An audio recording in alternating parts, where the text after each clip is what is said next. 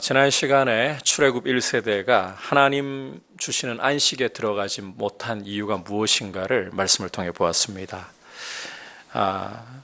하나님 백성으로 부르심을 받은 것 같은데 출애굽 1세대가 안식에 못 들어간 이유, 그들의 마음의 완고함 때문이다 라고 진단을 했었죠.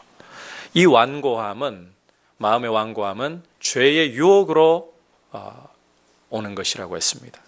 따라서 이 죄의 유혹으로 완곡해 되는 것을 피하려면 한번 따라합시다. 매일 서로 권해야 합니다.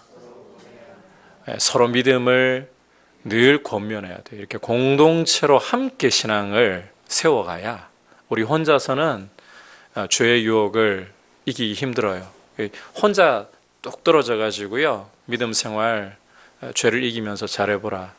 누구도 아무리 하나님과 깊은 만남을 가지는 사람이라 할지라도 혼자 그렇게 내버려 두면 안 돼요. 죄의 유혹으로 무너지기가 쉬워요. 그만큼 인간은 연약해요. 함께. 그렇게 함으로 하나님의 말씀을, 복음을 굳게 붙잡아야만 된다라고 말씀했습니다. 오늘 역시 계속해서 이 안식에 대한 말씀을 좀 더 깊이 있게 히브리서 기자가 논증을 하는 내용입니다. 이 안식에 대해서 어떤 말씀을 주시는가 함께 귀를 기울이는데요. 첫 번째로는 한번 따라합시다. 두려워합시다. 자, 뭘 두려워해야 되느냐? 성도는 아무 것이나 두려워하는 게 아니라 한번 따라할까요? 불순종, 완고함. 오늘 이 안식에 대한 메시지 첫 번째는 성도는 불순종과 완고함을 두려워해야 된다. 이게 굉장히 중요한 메시지 하나입니다. 1절 같이 읽겠습니다. 시작. 그러므로 우리는 두려워할지니 그의 안식에 들어갈 약속이 남아있을지라도 너희 중에는 혹 이르지 못할 자가 있을까 함이라. 자, 히브리서 기자가 우리말 성경에 보면 역시 순서가 거의 비슷한데요. 우리는 두려워할지니, 두려워해야 된다. 두려워하자. 이렇게 안식에 대한 논증을 시작을 하고 있거든요. 자, 뭘 두려워해야 되느냐? 하나님이 주실 안식에 대한 약속이 남아 있을지라도 혹 그 안식에 들어가지 못하는 자가 있을까 두려워해야 된다. 자, 이어 히브리서 기자는 다시 한번 출애굽 1세대가 안식에 들어가지 못한 이유를 설명을 하고 있습니다. 2절에서부터 3절 전반부 같이 또 읽어보겠습니다. 시작. 그들과 같이 우리도 복음 전함을 받은 자이나 들은 바 그 말씀이 그들에게 유익하지 못한 것은 듣는 자가 믿음과 결부시키지 아니함이라. 이미 믿는 우리들은 저 안식에 들어가는도다. 거기까지만 볼게요. 자, 이 말씀을 보니까 출애굽 1세대들은 복음 전함을 받았다. 출애굽 1세대 역시 복음 전함을 받았다라고 말씀하고 있어요. 여러분, 출애굽 1세대라고 하면 받은 거라고는 모세 율법뿐이지 않나요? 그런데 히브리서 기자가 지금 복음 전함을 받았다라고 말하는데 왜 이렇게 말씀을 하는 걸까요? 우리가 알기로는 율법밖에 받은 게 없는데.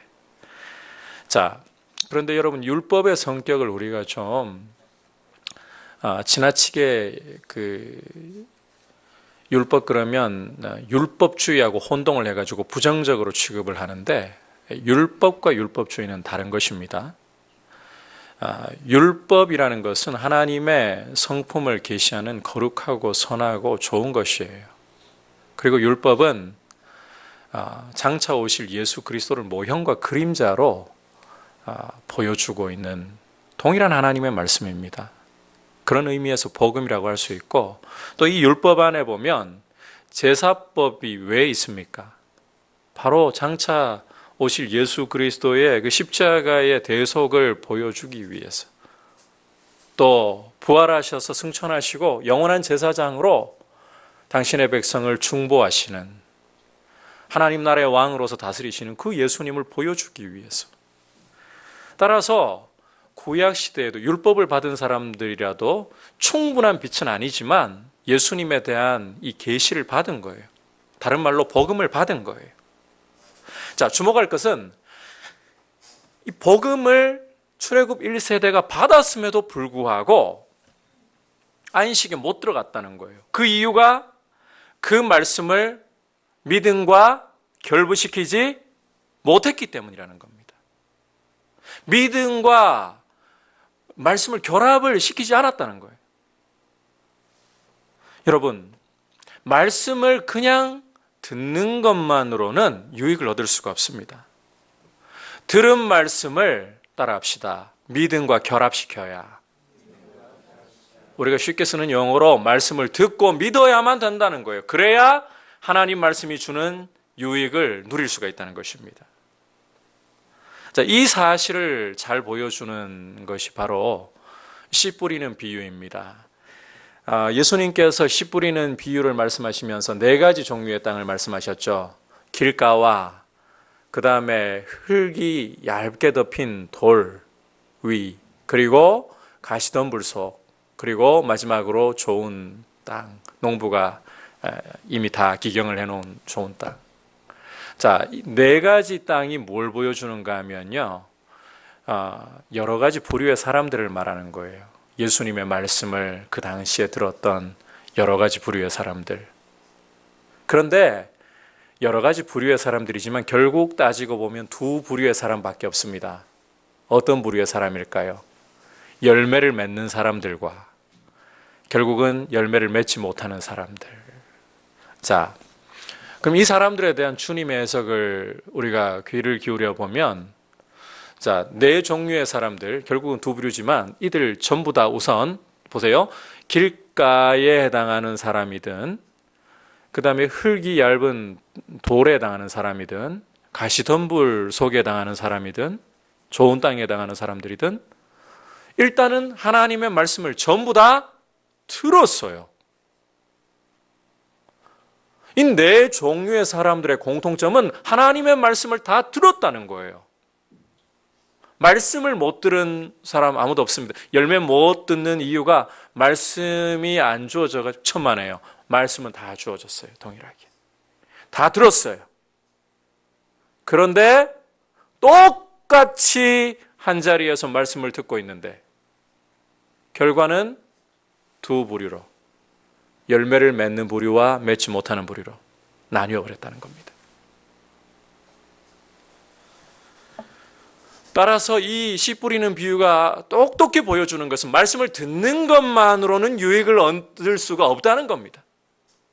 이 들은 말씀을 다시 한번 따라해 볼까요? 믿음과 결합시켜야. 믿음과 결합을 시켜야만 말씀으로부터 오는 축복과 유익, 오늘 말씀에서의 그 축복이 바로 안식이죠. 안식의 복을 누린다는 것입니다. 참고로 이 믿음이라는 게, 그 말씀을 믿음과 결합시킨다는 게, 여러분, 우리가 이 개념을 제대로 항상 잡고 가야 되거든요. 그냥 우리는 성경에서 닥치고 믿으라 이렇게 가르친 적이 없기 때문에 그렇게 믿음을 생각해서는 안 돼요. 믿습니다라고 말만 하면 믿는다는 게 아니라는 점 똑똑히 기억을 해야 돼요. 이 6절 후반부로 잠깐 가서 보시면요, 이렇게 말씀을 하고 있어요. 복음 전함을부터 보면 같이 한번 읽어볼까요? 시작. 복음 전함을 먼저 받은 자들은 순종하지 아니함으로 말미암아 들어가지 못하였으므로. 어떻게 보면 너무나도 당연하고 진부하게 들릴지 모르겠습니다만 믿음은 순종과 일치해야 돼요. 그러니까 내가 믿습니다 말하는 게 믿음이 아니라 뭐가 나와야 믿음이라는 겁니까? 순종이 따라와야 믿음이라는 것입니다. 그래서 말씀과 이 믿음을 결합한다, 이 말은 들은 말씀에 순종해야 한다는 뜻이에요. 그냥 들어서 알고 있습니다, 이게 믿는 게 아니에요. 내가 들은 말씀을 순종하고 있는가. 씨 뿌리는 비유에서는 그 말씀을 인내로 끝까지 붙들고 있는 모습. 마귀에게 세상 유혹과 또 여러 가지 어려움에 이 말씀 빼앗겨버리고 잃어버리지 않으려고 그 말씀 열매로까지 맺으려고 끝까지 인내로 붙들고 있는 모습. 그게 믿음이라는 겁니다. 그래서 여러분, 의인은 믿음으로 말미암아 살리라 라고 하셨잖아요. 하박국 2장 4절. 그리고 또 로마서 1장 16절에 보면 그렇게 의인은 믿음으로 말미암아 살리라. 그 다음에 특히 로마서 1장 17절 보시면 이 믿음이라는 게 처음부터 끝까지 그 의인은 믿음으로 말미암아 살리라. 시작도 믿음이고 끝도 믿음이고. 여러분 참 의인은 믿음으로 시작해서 끝까지 믿음으로 가야 돼요. 그러니까 하나님의 말씀을 순종하는데 끝까지 이 순종이라는 모습을 견지하려고 하는 것이 참된 믿음의 모습이다. 결국 이걸 좀 다르게 바꾸자면, 오늘 표현대로 바꾸자면 성도는 두려워할 줄 알아야 된다는 겁니다. 소극적으로는 두려워할 줄 알아야 돼요. 참된 믿음으로 하나님 말씀을 굳게 붙들고 순종하려고 하는 그런 태도를 견지해야 되는데 마음이 완고해질까 봐, 그래서 불순종으로 나아가게 될까 봐 두려워할 줄 알아야 된다는 거예요.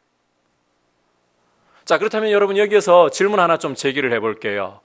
이 말이 지금 히브리서 기자가 이야기하고 있는 것이 구원을 얻은 사람이라도 그 구원을 잘못하면 잃어버릴 수도 있다, 지금 이 이야기를 하려고 하는 걸까요? 어떻게 생각하십니까? 우리 이런 신학적인 문제 좀 제대로 가지고 있어야 돼요.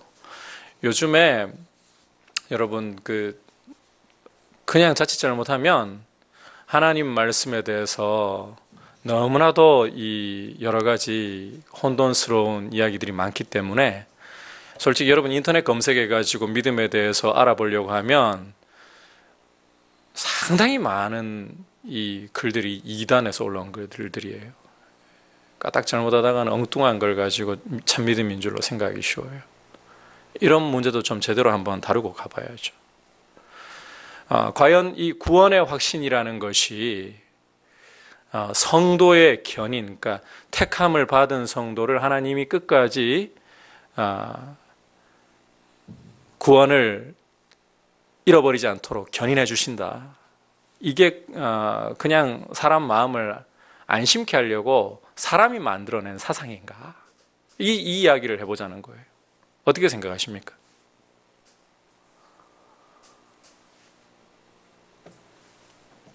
이 사람이 만들어낸 사상이 아니라 하나님께서 우리에게 주신 은혜예요.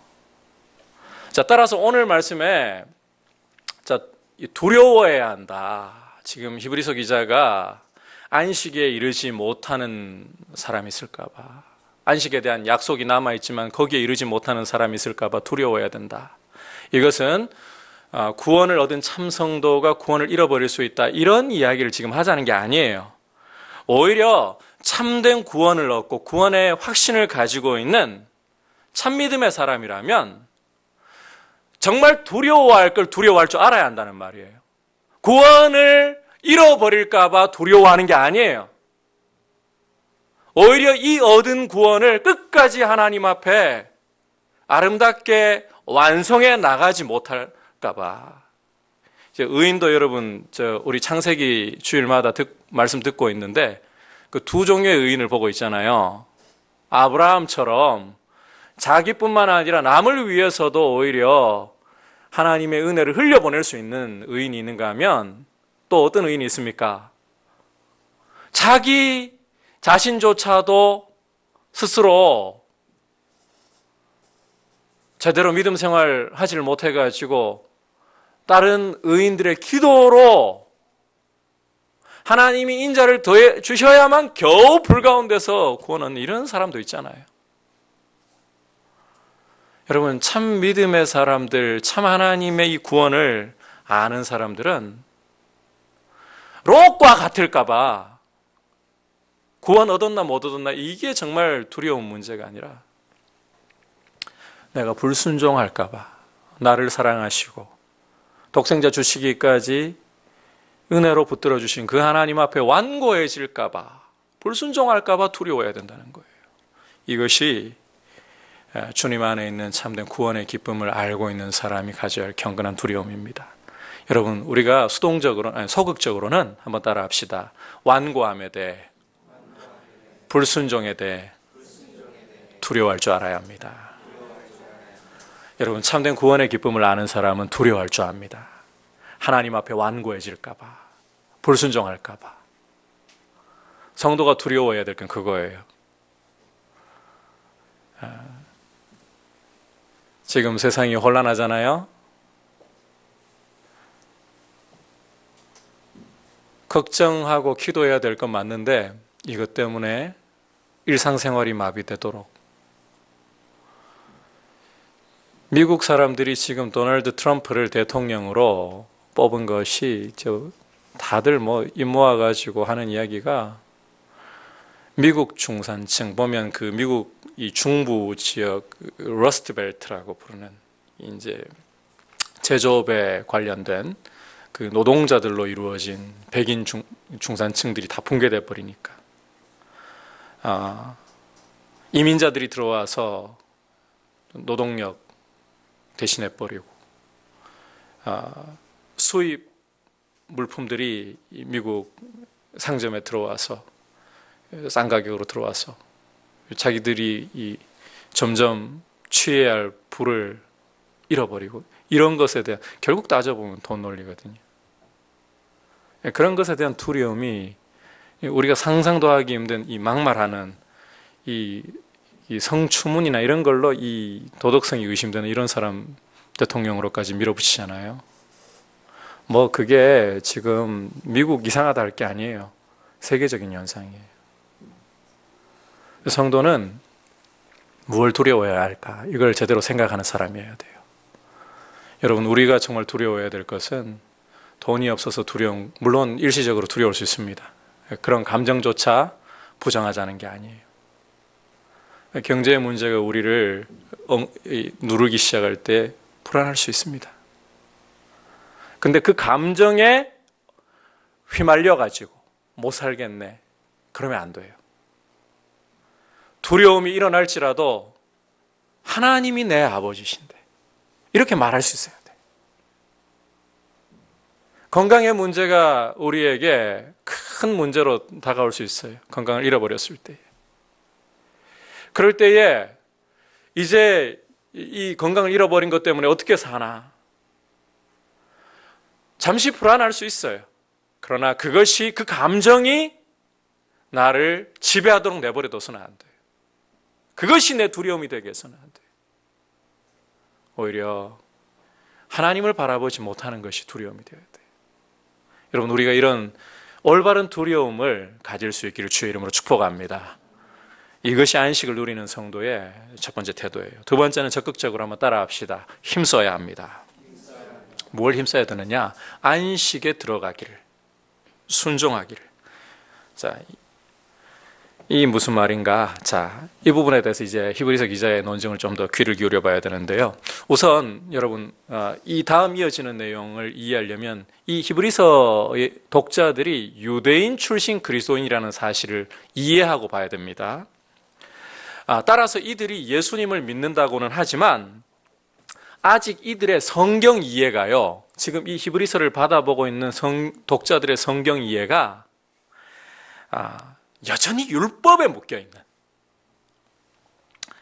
다시 말해서 모형과 그림자에 묶여있는, 유대교에 묶여있는 수준을 크게 벗어나지 못하고 있다는 사실입니다. 박해가 오니까 믿음이 흔들리고 믿음을 버릴 이런 유혹이 오는 것도 바로 그런 이유예요. 성경을 지금 복음의 찬란한 빛 가운데서 제대로 이해를 못하고 아직도 전에 유대교에 있을 때 믿던 그 정도 수준으로 지금 복음을 자꾸 이해를 하고 있는 거예요. 성경을 그렇게 이해하고 있는 거예요. 그러다 보니까 이 히브리서 독자들에게 지금 안식이라는 말이 어느 선에서 끝나버리는가 하면 가나안 땅, 이해하시겠어요? 이걸 이해해야 그 다음 말씀 이해가 돼요. 이 설명을 여러분 잘 들으셔야 돼요. 이 히브리서 독자들은 아직까지 그 성경 이해가 과거 유대교에서 배웠던 그 수준을 많이 못 벗어나고 있어요. 그러니까 하나님 주신 안식, 그러면 뭐하고 일치시켜버린다고요? 가나안 땅하고 이 정도 사고를 못 벗어나고 있어요. 그러니까 여호수아가 이스라엘에게 가나안을 정복해서 안식을 주었던 이게 전부라고 생각을 하고 있는 거예요. 이게 안식의 전부다. 가나안 땅이 안식의 전부다. 그리고 선지서도 어떤 시각으로 이해를 하고 있는가 하면, 자, 이스라엘이 죄를 짓고 바벨론의 포로로 끌려가잖아요. 그럼 가나안 땅을 떠나게 되잖아요. 이 심판. 그리고 하나님이 회복을 주실 때 어디로 다시 돌아옵니까? 포로되었던 곳에서 다시 가나안 땅으로 돌아오잖아요. 그러니까 이거를, 자, 이해하기를, 안식이라는 게 가나안 땅이구나, 이 정도밖에 지금 생각할 수 있는, 그 이상으로 나아갈 수 있는 그런 수준이 아직 안 된다는 거예요. 자, 이런 점을 염두에 두고 히브리서 기자는 가나안 땅이 진정한 의미에서의 안식, 최종적인 안식이 아니다, 이 설명을 지금 해주려고 하는 겁니다. 이해하시겠죠? 자, 다시 말해서 모형과 그림자 시대의 안식이 진짜 안식, 최종적 안식이 아니라는 거예요. 아직도 1절 보시면 그래서 뭐라고 말합니까? 아직도 안식에 들어갈 약속이 남아있다. 과거 여호수아가 이스라엘에게 주었던 안식, 가나안 땅은 안식의 최종지가 아니라는 겁니다. 자, 그래서 히브리서 기자가 어디로 이제 거슬러 올라가느냐? 자, 창조로까지 돌아가고 있어요. 3절 끝부분, 세상을부터 해가지고 4절까지 같이 읽어보겠습니다. 시작. 세상을 창조할 때부터 그 일이 이루어졌느니라. 제7일에 관하여는 어딘가에 이렇게 일렀으되 하나님은 제7일에 그의 모든 일을 쉬셨다 하였으며. 자, 하나님 주시는 안식이 이스라엘이 과거에 들어갔던 가나안 땅이 아니다. 그건 하나의 모형일 뿐이다. 자, 그렇게 작은 게 하나님 주시는 안식이라고 생각하면 안 된다. 자, 그래서 창조로 돌아가는데 이런 말입니다. 창조를 완성하시고 하나님이 안식을 하셨죠. 제7일에. 그러니까 하나님 주시는 안식은 가나안 땅 정도가 아니라 온 세상하고, 창조는 온 세상과 관련되잖아요. 하나님이 가나안 땅만 만드셨나요? 하나님이 이스라엘만 만드셨나요? 온 우주를 창조하셨고, 그러니까 하나님 주시는 안식이라는 것은 꼭 가나안 땅 그 조그만 개념에 그렇게 묶어놓으면 안 된다는 거예요. 계속해서 5절부터 10절까지 말씀 여러분 귀를 한번 기울여 보십시오.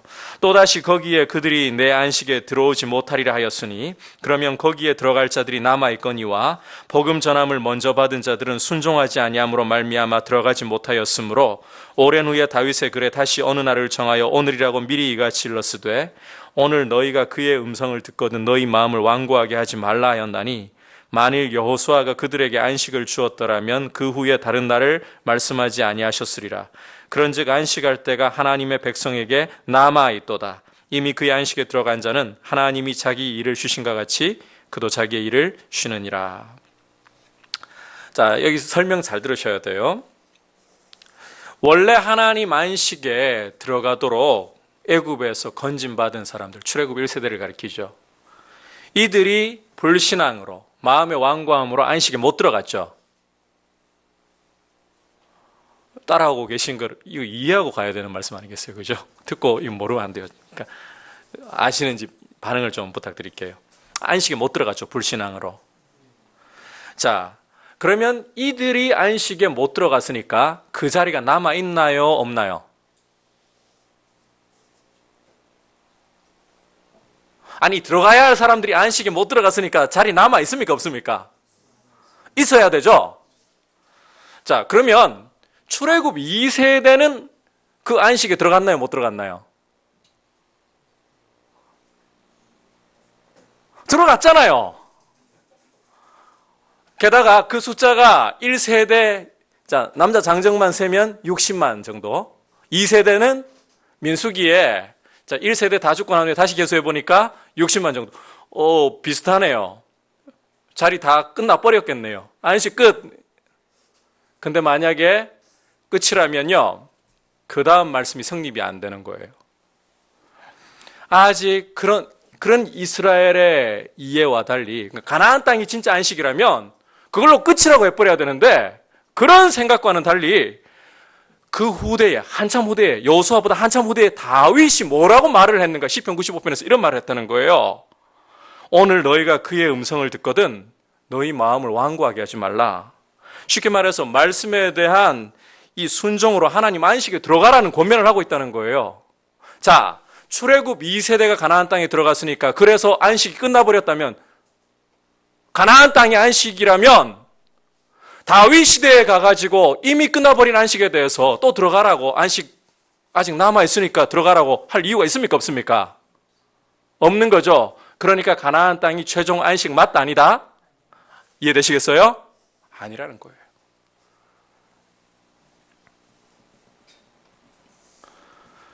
결국 가나안 땅은, 여호수아를 통해 이스라엘에게 주신 이 가나안 땅은 장차 올 영원한 안식이 있다, 최종적인 안식이 있다, 이걸 보여주려는 하나의 모형일 뿐이었다는 겁니다. 그런데 지금 보세요. 이 히브리서 독자들은 자기들이 가지고 있는 믿음 때문에 박해를 받고 있어요. 근데 그 믿음만 버리면 박해를 면할 수 있어요. 이걸 지금 히브리서를 받아본 독자들의 생각으로, 말로 바꾸면 안식. 박해 면하는 게 안식. 그런데 제대로 해석해 줘야 돼요. 박해를 면하는 것은 안식이 아니라 편리입니다. 안 그렇습니까? 이해 안 되시겠어요, 지금? 이해되죠? 너무 어렵게 설명하는 거 아니죠? 그건 편리이지 안식이 아니에요. 그런데 지금 이 박해를 받고 있는 사람들은 그게 믿음을 버리고 유대교로 돌아가면, 모형과 그림자로 돌아가면 안식이라고 착각하고 있는 거예요. 왜 그걸로 돌아가려고 하느냐는 거예요. 진짜 안식 놔두고. 그럼 진짜 안식이 어디에 있습니까? 한번 따라 합시다. 예수 그리스도 안에. 여러분, 마태복음 11장 28절에서 안식에 대해서 예수님 어떤 말씀하셨습니까? 수고하고 무거운 짐진 자들아 다 내게로 오라, 내가 너희를 쉬게 하리라. 진짜 안식이 예수님 안에 있다는 거예요. 예수님께로 갈 때의 안식이 있다는 거예요. 그리고 이어지는 마태복음 12장을 보시면 소위 바리새인들과 안식일 논쟁이라는 걸 벌이시거든요. 제자들이 왜 안식일 날 보리밭 사이로 지나가시다가, 밀밭인가요? 보리밭인가요? 갑자기 헷갈리네. 밀밭이에요? 네, 밀밭 사이로 지나가다가 이게 이삭을 잘라가지고 비벼가지고 먹었잖아요. 그러니까 이 바리새인들이 밀 이삭을 딴 거는 추수, 비벼가지고 깐 거는 타작. 어디 이 신성한 안식일에 노동을 하느냐 그러면서 정죄를 하는데, 예수님이 두 가지 이야기 하셨잖아요. 제사장이 안식일 날 일을 해도 그게 율법 어기는 거냐? 성막 안에서 그 의무를 다하는 거 노동으로 안 여기신다는 거죠. 그 다음에 다윗이 제사장들만 먹는 진설병을 먹었을 때 그거 하나님 죄로 여기셨느냐? 왜냐하면 그 제사장도 더 큰 성막 안에 있으니까. 다윗도 그 성막이라는 큰 틀 안에서, 결국 성막이 누구를 상징하는데요? 예수님. 그러면서 하시는 말씀이 인자는 안식일의 주인이다. 여러분, 진짜 안식이 누구에게 있다는 겁니까? 예수님. 예수님이 오케이 하시면 끝나는 거예요. 결국 예수 그리스도 안에서 안식이 완성된다는 거예요. 그래서 가나안 땅은 장차 오실 예수 그리스도를 보여주기 위한 하나의 모형일 뿐이었어요. 따라서 예수님의 복음을, 예수님의 말씀을 순종하는 것이야말로 참된 안식을 누리는 유일한 길이라는 것입니다. 그런데 박해를 피하기 위해서 믿음을 저버리는 것이, 그리스도를 저버리고 다시 옛날 그 모형과 그림자로 돌아가는 게, 그게 편리이지 안식이냐는 거예요. 오늘날 우리에게로 치자면 이거예요. 여러분, 우리의 참된 안식은 예수 그리스도의 말씀을 더욱더 굳게 붙잡고 그리스도인답게 살아가는 것인데, 그게 안식의 길이에요. 그런데 우리는 우리의 필요를 따라 우리의 편리를 가지고 자꾸 안식이라고 생각하기 쉽다는 거예요. 우리의 편리를 안식이라고 착각하고 그렇게 우리의 편리를 추구할래.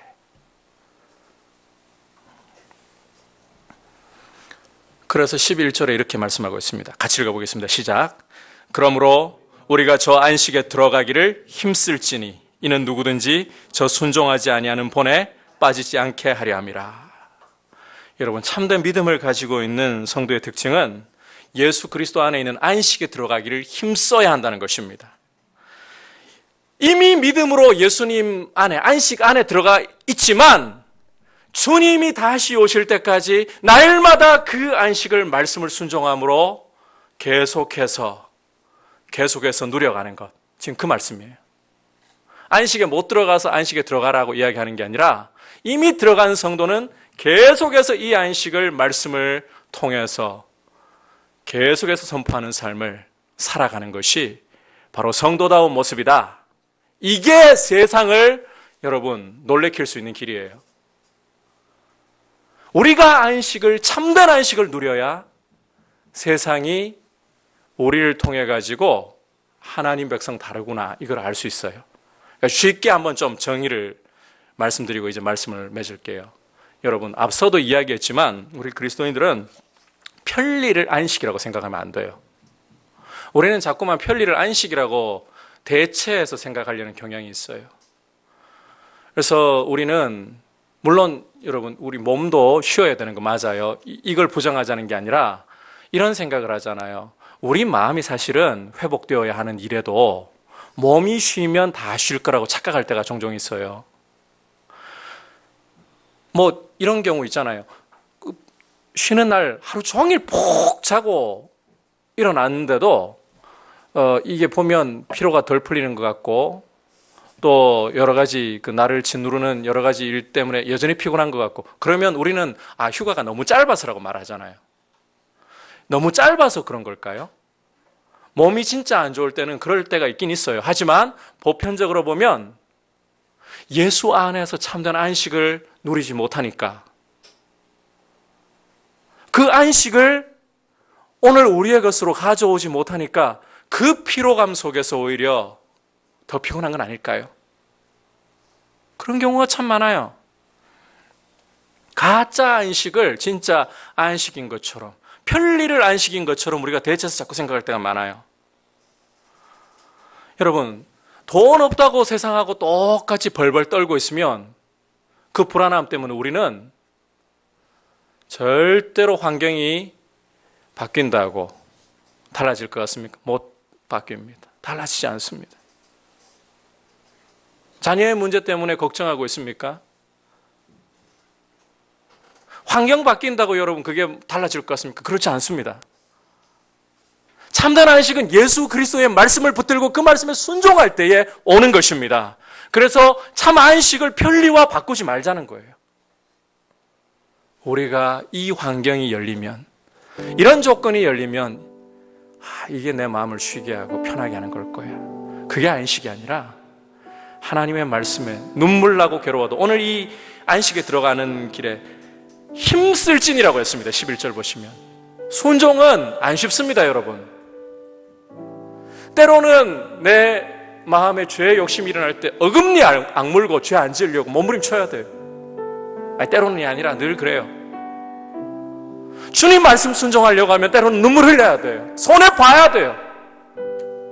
근데 그게 안식의 길이에요. 우리의 편리를 안식으로, 값싼 안식으로, 진짜 안식을 바꾸지 말고 주님의 말씀 안에서 참 안식을 날마다 취할 수 있기를 주의 이름으로 축복합니다.